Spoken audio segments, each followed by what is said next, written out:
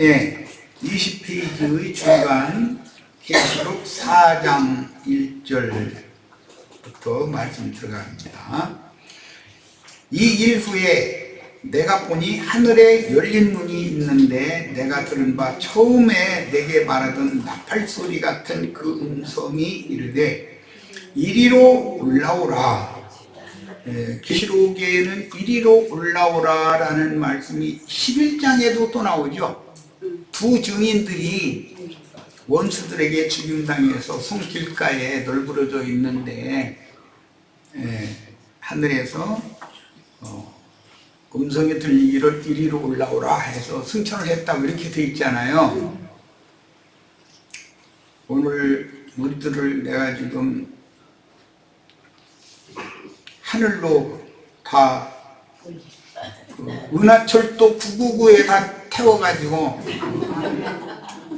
하나님의 인재초소 앞으로 다 데리고 갈 거예요. 내 이제 그 은하철도 999 철도 기관사에 내가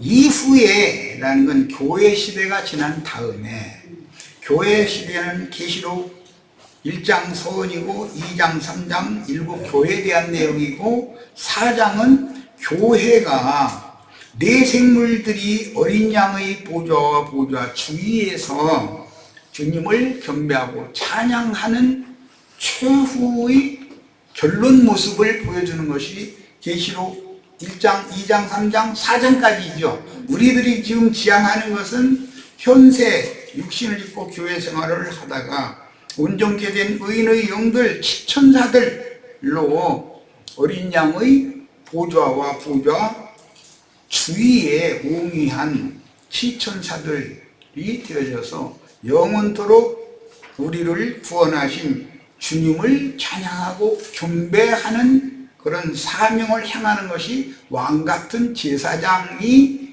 당연히 행하는 최후의 구원의 결과다라는 것을 말하고자 하는 것이 계시록의 배열이에요. 지금 내 손으로 한 말을 잘 이해를 하고, 4장은 교회에서 이기는 자들이 최종적으로 이리로 올라오라 라는 말은 어린 양의 보좌 주위로 올라와라 그 말이잖아요. 이후에 라는 건 교회 생활을 마친 후에 마땅히 일어날 일들, 그게 뭐냐, 시천사 네 생물이 되어져서 어린 양의 보좌 주위에서 주님을 찬양하고 경배하게 되는 것이다. 이게 우리 최종 신앙의 목표다, 이제 이 말이에요. 사실은 일어날 일들을 내가 네게 보이리라 하시더라 그랬어요. 고린도 후서에 보면 11장이죠. 바울 형제께서 비몽사몽간에 한 번은 음부의 낙원에 이끌려가서 사후세계에 대하여 이상을 보았죠. 또 한 번은 셋째 하늘로도 이끌려 올라가서 거기에서 셋째 하늘의 모든 광경을 봤어요. 그러니까 바울 사도는 현세, 이생, 이제 있는 일과 오는 일, 오는 세상에 있을 일, 죽으면 다 음부로 내려가야 되니까 음부 낙원에 들어가서 낙원에 계신 주님 안에서 쉬다가 마지막 한일의 때, 짐승 때, 오는 부활의 때 첫째 부활로 일어나서 셋째 하늘로 올라가서 최종적으로 하나님의 얼굴을 보면서 하나님을 경배하는 그런 모습을 봤어요. 바울 사도도 다 똑같이 지금 요한에게 보여주는 것도 같은 내용이다 이거예요. 반모섬에 유배 중인 형제 요한이 계시로 보고 들은 것들을 우리도 함께 보고, 이것은 이사야 6장에 보면 발에 끌리는 옷을 입은 주님께서 보좌에 앉아 계시고 샤라프 천사들이 하나님을 찬양하고 경배하는 내용이 이사야 6장에 나오죠. 그게 이제 스랍 천사라고 그래요. 그 스랍 천사가 계시록 4장에서는 뇌생물이라고 그랬는데, 이 뇌생물이라는 이 용어는 에스겔 1장과 10장에서 인용하는 말이에요. 이사야 선지자는 것을 샤라프 천사라고 그랬어요. 뇌생물이라고 하지 않고. 예. 그룹 천사는 날개가 4인데 샤랍 천사는 날개가 6이라는 것이 특징이죠. 계시로 보고 들은 것을 우리도 함께 보고 들어야 하는데, 갑절의 복을 받은 야곱 이스라엘이 꿈에 보고 들은 계시인 장세로부터 감춰진 천국의 비밀은 선지자들과 사도들에게 계시하셨고 오늘 우리들에게도 지금 계시하시는 중입니다. 내가 은하철도 999 열차 운전하는 기관사라고 아까 비유를 들었어요. 나와 함께 은하철도 999를 타고 천상세계 여행을 한번 하는 거예요. 오늘은 우리에게 새성전과 하늘 도성에 들어갈 수 있는 권세를 일곱 인봉이 해제된 말씀, 작은 책 말씀은 7 인봉으로 봉인되었다가 해제되었죠. 그 해제되어진 상태가 열린 문과 관계가 있고 천국 열쇠와 관계가 있는 거잖아요. 완전히 열린 작은 책 말씀 계시록인 마지막 나팔이라는 건 7번째 나팔이에요. 그것은 영원한 복음이라고 되어 있고 7번째 나팔은 7 대접으로 구성이 되어 있죠. 심판의 말씀드린 거예요. 전부 계시해 주시고 큰 나팔을 울려 불다가 순교하여 무죄한 또는 의로운 피의 양을 채우라고 격려하시는 내용이 계시록 말씀입니다. 시천사들이 계시록 4장은 시천사들이 주와 함께 모인 거룩하고 흠이 없이 영광스러운 현세는 교회지만 새 세계에는 거룩한 성 새 예루살렘이고 영원 세계에는 거룩한 성 예루살렘이에요. 현재는 음녀교회에서 빼내심을 아시아에 있는 7 교회들이 세습화되고 타락되어지면 음녀교회가 되죠. 많은 무리에 앉는 큰 음녀가 돼요. 그 음녀교회에서 빼내심을 받은 자들이 하늘에 기록한 장자들의 교회가 아니에요. 음녀교회에 그대로 남는 자들, 아시아에 있는 7 교회가 세속화되어지고 인간적인 어떤 관념과 사상이 신앙의 터전이 되어지고 그걸로 세워지는 자들이에요. 그것은 다 인간의 조직체인 것이지 주님의 교회가 아니다 이거예요. 주님의 교회와 오전 시간에부터 말씀이 계속 이어지고 있는데 세상 교회는 완전히 다른 거죠. 세상 교회와 주님의 교회는 완전히 달라요. 어서 와. 이제 우리 기우도 이제 낚시 가지고 저 바닷가에 나가는 것보다 여기 앉아서 흘려듣지 말고 일단 말씀 들어. 그래야 우리 은상이 오고 애선이 오고 같이 동력자가 되어져 가지고 젊은 청년들이 불같이 일어나야 되니까.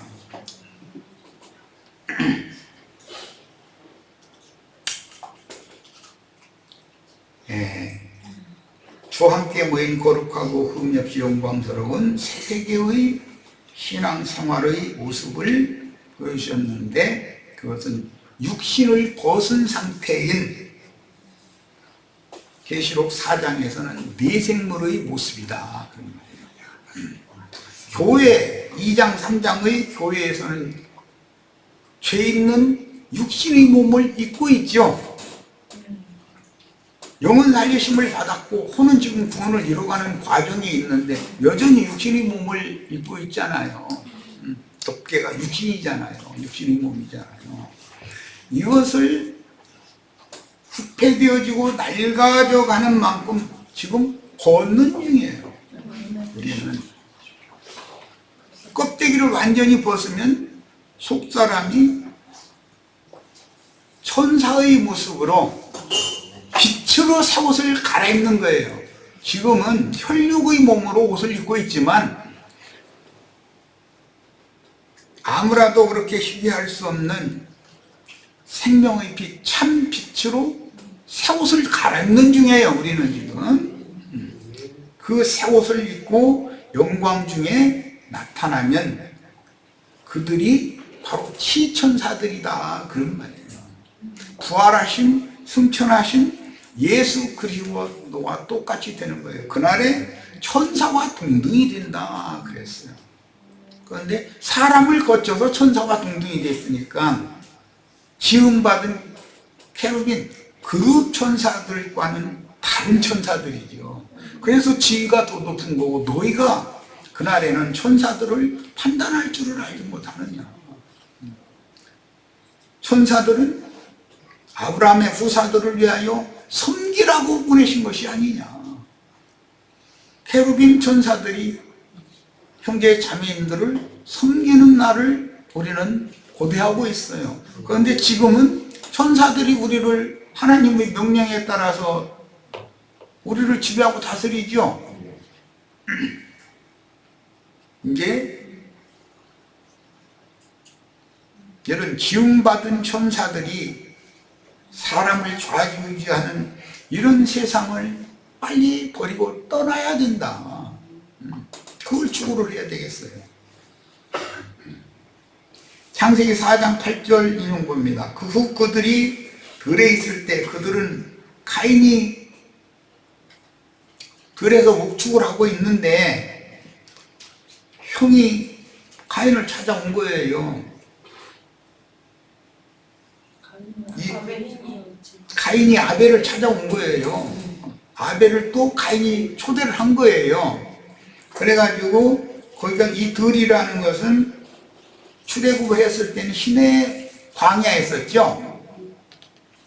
광야의 목축지에 있을 때 가인이 그 아벨을 쳐 죽였다 그랬어요. 그건 왜 그런지 잘 아실 거예요.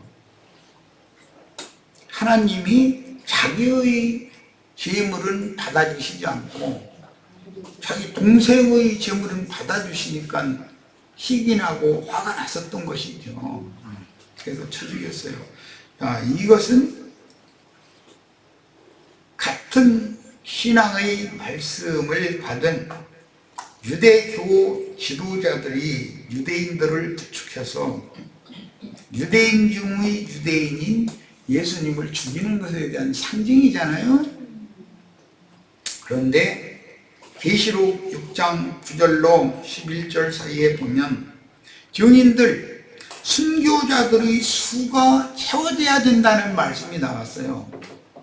예수님이 죽으시고 흘리신 피의 양으로는 피의 양이 모자란다고요. 그래서 순교자들의 수가 채워져야 되는데 그 순교자들은 무엇 때문에 죽느냐?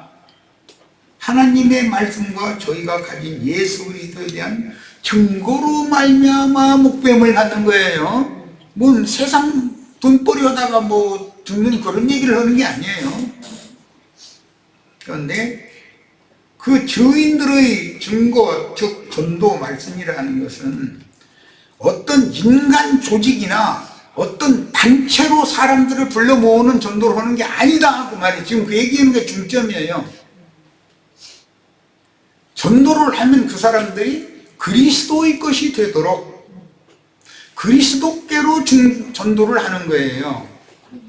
우리는 주님 그리스도의 양들이지 어떤 집단, 어떤 단체의 양들이 아니에요. 지금 내가 하는 말을 잘 이해를 하셔야 돼요.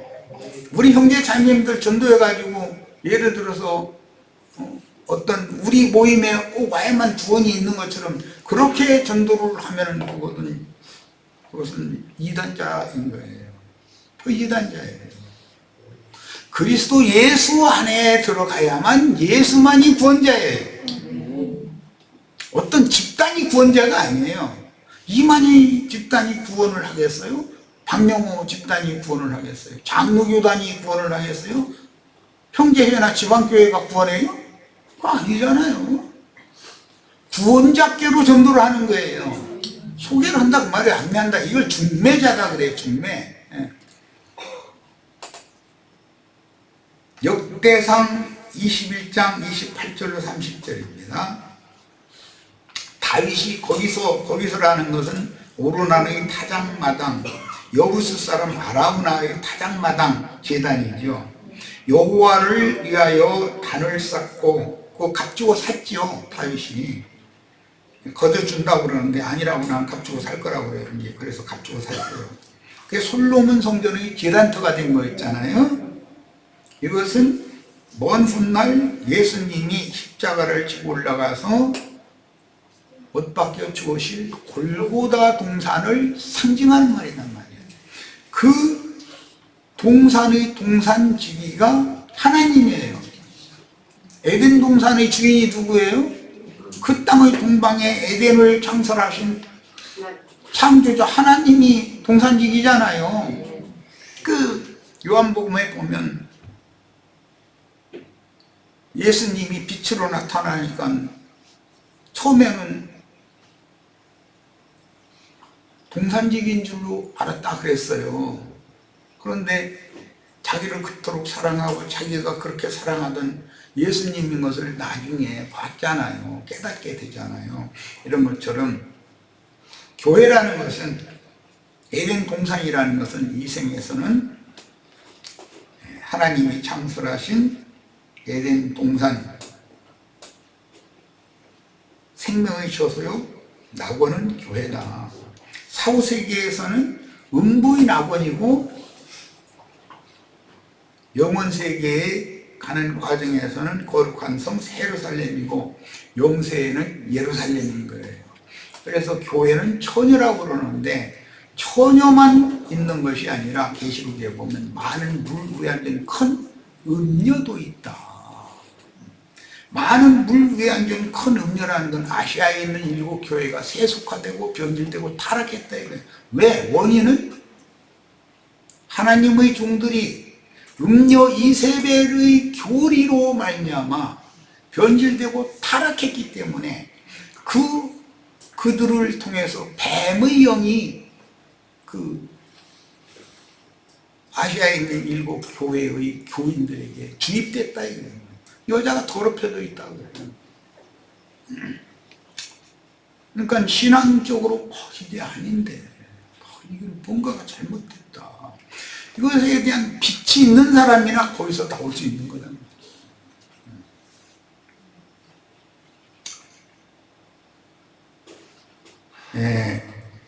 여호와를 위하여 거기서 제단을 쌓고 번제와 화목제를 드려 여호와께 아뢰었더니 여호와께서 하늘에서부터 번제단에 불을 내려 응답하시고 불을 내려 응답하셨다는 것은 제물을 다 사르셨다, 부살랐다 말이죠. 사자를 명하심에 이것은 다윗이 전쟁에 나갈 군사를 화급히 계수하라고 명령을 한 것이 하나님 마음에 안 들었죠. 그 때문에 세 가지 중에 한 가지 골라 잡아라. 네가 어떤 형벌을 받을래? 엄마가 자기 자식 혼내면서 너 몇 대 맞을 거야. 그 말과 똑같죠. 그럼 자기 양심껏 세 대만 때려줘. 그럼 세 대 때리는 거지 뭐. 그런데 꼭 그 말 끝에 세 대를 살살 때려줘. 꼭 그렇게 말하죠. 걔도 얼마만큼이나 분유관에 얼마만큼이나 다 잔깨가 있지. 사자를 명하시며 저가 칼을 집에 꽂았더라. 이것은 예루살렘에 3일 동안 온역이 휩쓸고 지나가는 형벌을 택했기 때문에 그것으로 더 이상 형벌을 하시지 않았다 그 말이죠. 근데 이때 다윗이 여호와께서 여부스 사람 오르난의 타작마당에서 응답하심을 보고, 응답하셨다는 건 재물을 살라주셨다 그 말이에요. 재물을 살라주셨다는 것은 예수님이 제사를, 아벨의 제사를 연락하셨다 그 말이죠. 오늘 우리 형제 자매님들의 제사라는 것, 전도를 연락하셔서 한 영혼을 그리스도의 것으로 중매하는 것을, 그리스도께로 중매할 때 주님이 자기의 것으로 받아주셨다 그 말이에요. 그 영혼을 어떤 집단으로 전도하는 것이 아니에요. 장로교단으로 뭐 전도하고 침례교단으로 전도하는 게 아니에요. 예배당이나 성당으로 사람들을 전도하는 것이 아니에요. 그리스도께로 전도하는 거예요. 그리스도의 것이 되도록. 지금 내가 이걸 계속 강조하고 있어요.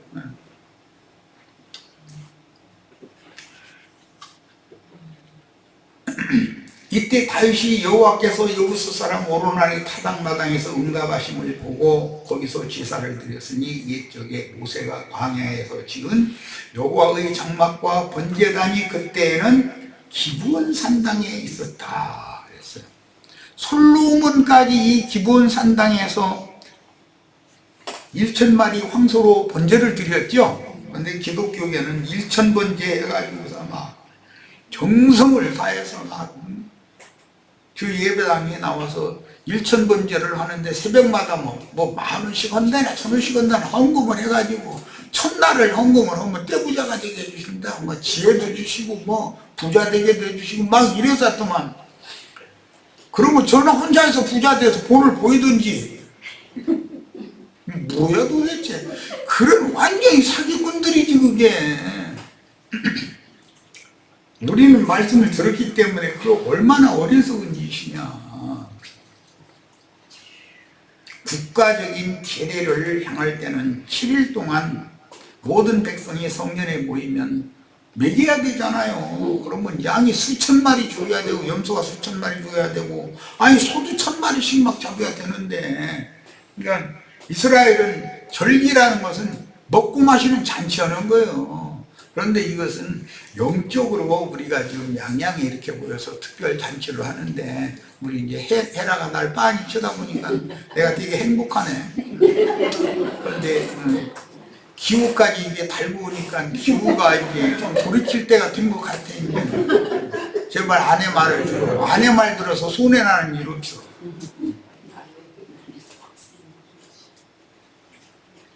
낚시 때 낚시 가지고 바다에 가서 그 망망대해 바라보고 있느니 여기서 이런 말씀 들으면서 뭔가 좀 사람이 트인 영어로 생각을 좀 해보고 이런 시간을 갖는 게 얼마나 이게 행복한 시간이겠어.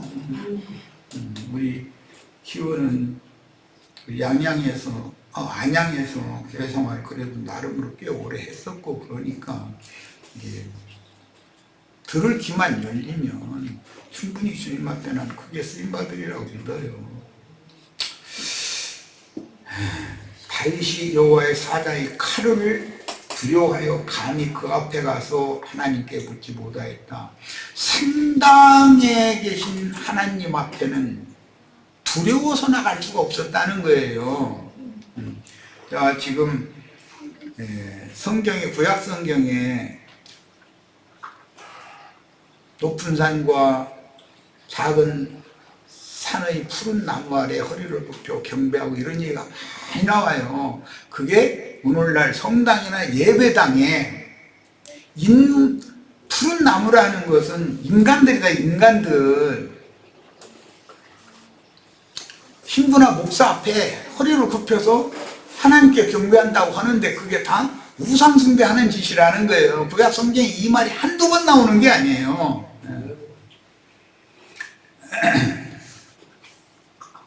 광야에서는 사흘길씩 이동하며 성막을 세웠으며, 사흘길씩 이동을 하는데 유진한 장소는 42곳이었죠. 그것은 오전에 이미 증거한 바와 같이 야곱이 깊은 잠이 든 베델과 그 아버지, 할아버지가 섬기던 하나님이 계신 하늘 보좌 사이에 사다리가 이렇게 갑자기 놓였다고 그랬어요. 그 사다리의 계단이 몇 계단이라고요? 42계단이다 이거요. 그게 어떤 의미가 있는 얘기겠죠, 당연히. 14가 3번 하면 42이죠. 마태복음 1장에 그래서 14대씩 3번 하니까 예수 그리스도께 딱 도착이 되잖아요. 자, 이런 것은 다 뭔가 암시하는 의미가 있다. 우리 인생 과정에서 오늘 우리 사랑하는 나은선 자매가 모임에 참여했는데 내가 오래전에 조금만 더 참고 견뎌라. 보성이가 군대 갔다 올 때까지만 견뎌라. 그러면 그때는 고생줄 끝난다. 내가 이제 위로하느라고 그런 얘기를 했는데 이제 점점 가까워져서 42계단이 가까워진 것 같아 이제. 이제 힘을 좀 얻어도 될 것 같아. 그 첫 계단 발 디딜 때 날 만나가지고 날마다 그 울음으로 세월을 보내고 내가 보기에도 그 두 남매 그것들 붕괴 죽이지 않으려고 이리저리 그러면서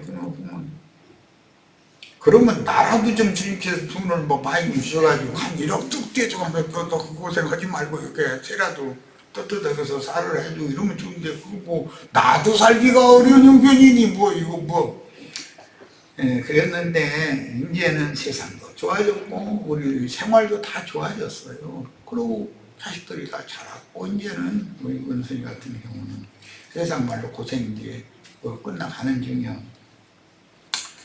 빛이 보이잖아요. 자, 우리들도 이렇게 인생사에서 여러 가지 우여곡절을 겪을 때 많은 우여곡절이라는 것은 나를 연단하고 시련하면서 지나가는 일들이기 때문에 그 상태가 계속 그대로 머물러 있는 건 아니거든. 지나가지. 그러면 반드시 빛이 비춰지는 날이 옵니다. 근데 세상 사람들은 갑자기 쨍하고 뭐 지구멍에 빛이 뜬다고 이제 그러는데 그것은 로또 맞기를 바라는 그 소황된 마음이고 하나님이 인도하시는 과정을 다 몸으로 경험을 한 사람이 생명이 풍성해요. 거기에 내가 가니까 힘들었지 사실은 주님께서 다 붙잡고 그런 모든 것들을 지나가게 해주시는 분이 구원자잖아요.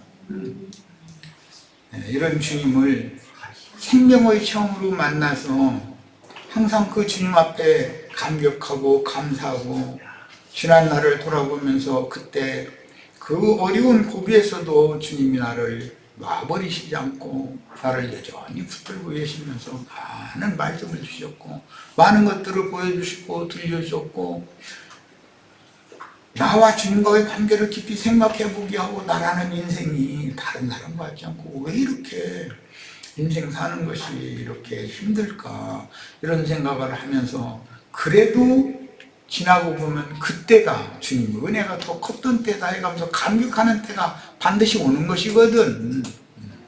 우리 인생들은 다 그런 큰 꿈과 소망을 주시는 새 힘을 주시는 주님을 만나기 위해서 오늘 이 자리에 지금 교회 모임에 참여한 거예요.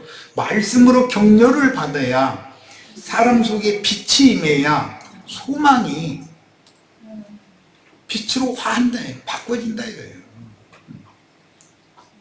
우리가 믿는 건 예수님이지 무슨 어떤 종교 집단이 아니에요. 우리 구원자는 예수님이에요. 이 말을 내가 지금 강조하는 중이에요.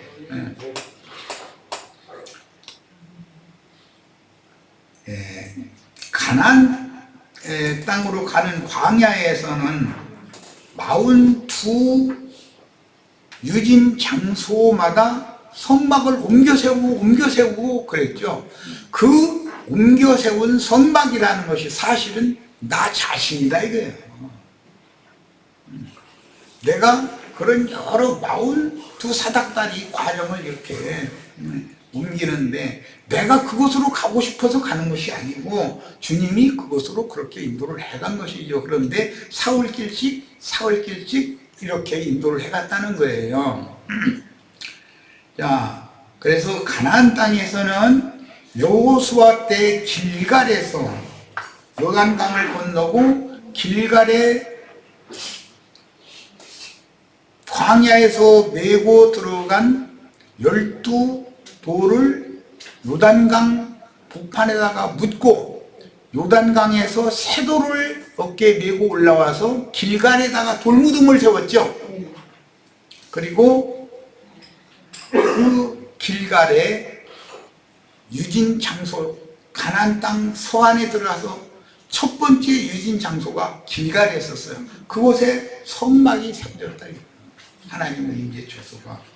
그리고 사무엘 때는 실로에 세워졌고 노베 설치했던 성막의 법궤가 엘리 제사장 때 이후로는 블레셋의 5 방백의 성읍들을 떠돌아야 했다. 뺏겼기 때문에 괴를. 그 기간에는 법궤 자체이며 법궤 안에 있는 모든 기물들로 상징되어지는 예수 그리스도의 영과 그 마음의 생각, 감정, 의지 모든 것에 힘이 없었다 이거예요. 안식처를 잃었으니까 예수님이. 그래서 예수님이 복음서에 보면 여우도 뿔이 있고 공중에 나는 새도 둥지가 있지만 인자는 머리를 둘 곳이 없다 이렇게 표현을 하셨어요. 자, 그 말은 창세기에서는 하나님이 사람을 아담을 창조하고 지어 놓으셨는데 사람이 독처하는 것이 하나님 보니까 좋지 않더라 이거예요. 사람이 너무 외롭더라 이거예요. 그러니까 서로 의지하고 아담을 돕는 배필로 안식처를 지어줘야 되겠다고 해서 하와를 지어놨다는 거잖아요. 그래가지고 아담에게 중매를 했다 그랬어요. 그러니까 우리 인생들도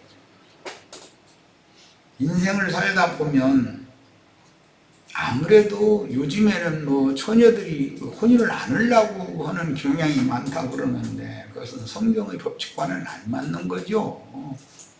다 때가 되면 좋은 배필 만나서 혼인해서 또 자녀손을 또 이렇게 낳고 자기 가문을 번성시키고 그렇게 해야 전도도 될 거 아니겠어요. 육신의 생명이 생육번성 되어져야 전도를 해서 영혼도 많이 얻어서 충만한 수를 채워서 세상 나라를 주와 그 그리스도의 나라로 바꿀 수가 있어요. 그러니까 되도록이면은 따님들, 아드님들 그냥 웅냥웅냥만 하지 말고 좋은 배필 만나면 혼인을 할 수 있도록 또 하는 것이 성경의 내용에 맞는 거니까. 그 다음에 다윗이 귀를 다윗성의 휘장에 셔으로 안치했으나 솔로몬 때까지 백성들은 기브온 산당에 가서 제사했고 후에는 예루살렘의 솔로몬 성전에서 제사했는데 광야의 성막은 또 가나안 땅에도 전쟁이 계속될 때까지는 성막이 계속 이동을 했죠. 그러다가 여부스 족속에게서 다윗성을 빼앗아 가지고 내 성을 또 이제 이중으로 증축을 한 다음에 여호와의 궤를 제사장들의 어깨에 메어 올려서 다윗이 쳐놓은 휘장에 임시 안치했다가 솔로몬의 성전을 지은 다음에는 성전의 지성소에 안치를 하게 됐죠. 그 후로는 다시는 이동을 할 필요가 없죠. 자꾸 이동을 한다는 뜻은 오전에 내가 나랑 같이 신앙생활을 처음에 할 때 우리 지체들 상황이 너무 안 좋아서 너무 이사를 자주 했었어요. 그런데 그때는 안식이 없잖아요. 불안하죠. 주인 이렇게 애완개 엄마 집에 있어 하고 문 두드리고 들어오면 아이고 가슴이 덜컥 하는 거지 뭐. 분명히 새 올려달라고 하거나 우리가 쓰려고 그러니까 집을 좀 비워줘야 되겠다 그러거든. 근데 자신들이 쓰려고 그러는 게 아니거든. 복덕방에서 부추겨서 새 더 많이 준다는 사람한테 내가 새 놔줄 테니까 삼촌 자네라 이렇게. 그때부터 복덕방 가는 사람들이 이게 악의 길로 달리더니 나중에는 그 복덕방들이 나중에 뭐 떴다방? 뭐 그런 건 하고 다니고 완전히 복덕방 하는 사람들이 사기꾼들과의 그런 방불한 그런 행동들을 하고 다니더만. 세상이 어지럽고 상황들이 안 좋을 때 우리는 그런 어려운 고비들도 다 겪었어요. 그렇지만 죽지 않고 살아있잖아요. 나는 뭐 우리 형제 자매님들은 나 같은 경험은 별로 안 하신 것 같던데 6.25가 곧 터지게 생겼을 때 태어나가지고 6.25 세대로 태어나가지고 굶기를 먹듯이 하고 고아원 생활도 해보고 그렇게 어린 시절을 그렇게 지냈는데 지금은 너무 노후 인생이 편해요. 부족함이 없어요 나는. 그 뭐 돈 액수로 따지자면 그 부자들이 가지고 있는 돈하고는 비교도 안 되죠. 고척동에 있던 그 어떻게 금근홍에 말에는 집안 치고 파는 걸 가지고서 아니 이거 지방에 내려온 건 등족해 보든지 다 지혜롭게 사실 또 그렇다고 또 다 지방에 내려오라고 그러시나만 또 있지 말고 지혜롭게 저신다라고 다들 젊을 때 어릴 때는 모진 고생을 다 했어도 옛말을 읽어가면서 그때 그런 일도 있었노라고 그래가면서 눈물도 흘리고 그래도 내가 그때 당연히 죽었어야 되는데 오늘날까지 살아서 말씀을 받아들이게 했고 사실 성경을 읽게 된 거는 과원에서 그 어릴 때 읽기 시작했거든요. 나는 그때는 아무것도 모르고 그냥 그거 외워야 그거 옥수수 죽고 그거 듣기 때문에 그런 건데 오늘날 와서 생각해 보니까 야, 나의 인생을 어떻게 경영하게 하시고 어떻게 쓰실 것을 하나님이 이미 작정하고 있었구나라는 걸 생각을 하는 거예요. 그때는 뭐 성경을 막 강제로 암송을 이렇게 시켜가지고서 그렇게 했는데 다 그런 것도 문제 생각해보면 은혜예요. 뭐 고아원 생활하는 것이 누가 그렇게 은혜가 되겠어요. 늘 엄마 보고 싶어서 눈물 흘리고 그런 시간을 그렇게 보내버렸는데 이상하니까 이상하네. 우리 형제 자매님들 지난 과거 사는 우여곡절이 여러 가지가 있었을지라도 오늘 그런 경험을 미리 다 주님 앞에서 주님의 손에 이끌려서 한 말씀을 증거하는 부족하나 종을 만나서 이런저런 말씀을 들을 수 있는 기회가 있다는 게 우리 형제 자매님들에게는 얼마나 큰 축복이 되는가. 나는 이제 그런 것도 생각을 합니다. 특히 이제 우리 은사님 기후 형제 모두 신앙의 정진을 하고 열정을 다해서 나보다도 더 큰 일을 충분히 해낼 수 있는 그런 역량들이 있을 거니까 주님께서 형제 자매들을 충성된 종으로 잘 세워서 당신이 필요대로 모든 영혼들을 만나서 이 신령한 축복의 말씀을 전하는 증인으로 크게 다 쓰임받는 축복을 다 받으시길 바랍니다. 마칩니다.